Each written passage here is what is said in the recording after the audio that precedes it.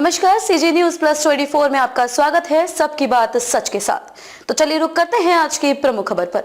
स्वास्थ्य मंत्री श्याम बिहारी जायसवाल का बड़ा ऐलान, टीके से नहीं हुई थी बच्चों की मौत। जिले के कोटा विधानसभा क्षेत्र में हुए टीके से बच्चों की मौत पर स्वास्थ्य मंत्री श्याम बिहारी जायसवाल ने मीडिया में बयान दिया था कि 2 बच्चों की मौत टीके की वजह से नहीं हुई थी, क्योंकि एक ही बोतल से 8 बच्चों को टीका लगाया गया था। 6 बच्चे सुरक्षित हैं और 2 बच्चों की मौत हो गई।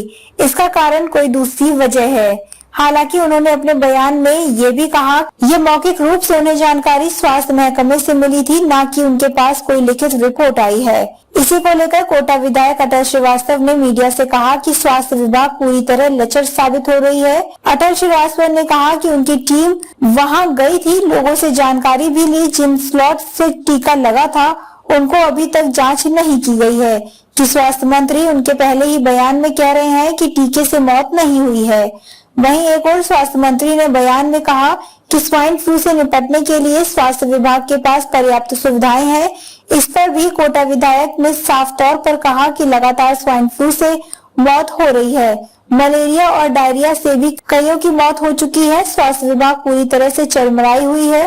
प्राइवेट अस्पताल में सैकड़ों से ज्यादा स्वाइन फ्लू के मरीज हैं, लेकिन छत्तीसगढ़ सरकार इसे छिपाने का प्रयास कर रही। कोटा विधायक ने मुख्यमंत्री विष्णुदेव साय पर तंज कसते हुए कहा कि वे केवल बड़े बड़े कार्यक्रमों में शामिल हो रहे हैं, ऊपर बैठे नेताओं की गुलामी कर रहे हैं, लेकिन प्रदेश में बिगड़ रही स्वास्थ्य व्यवस्थाओं पर ध्यान नहीं दे रहे हैं। जहाँ तक 2 बच्चों की मौत का मामला था, उसके लिए हमने राज्य स्तरीय टीम का गठन कर दिया था।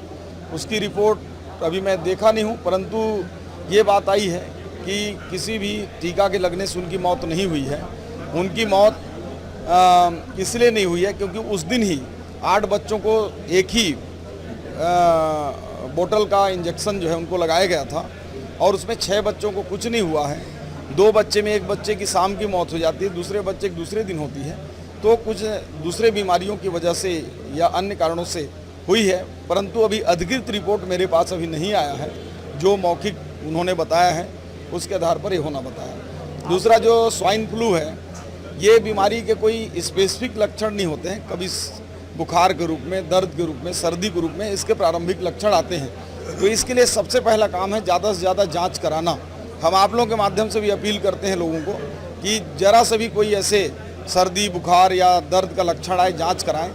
और जांच के लिए हमारे पास किट पर्याप्त हैं, दवाइयाँ पर्याप्त हैं, और अगर कोई आइडेंटिफाइड होता है तो उसके लिए आइसोलेशन वार्ड हमारे पूरे प्रदेश में हॉस्पिटलों में चिन्हित कर दिए गए हैं। तो सरकार हर स्थिति में स्वाइन फ्लू से निपटने के लिए तैयार है और कहीं पर भी हमारा हेल्थ का अमला कोर कसर नहीं छोड़ रही है। खबरों में अब तक के लिए बस इतना ही। फिर होगी आपसे मुलाकात ऐसी ही किसी बड़ी और खास खबर के साथ। तब तक के लिए नमस्कार और देखते रहिए सीजी न्यूज प्लस 24।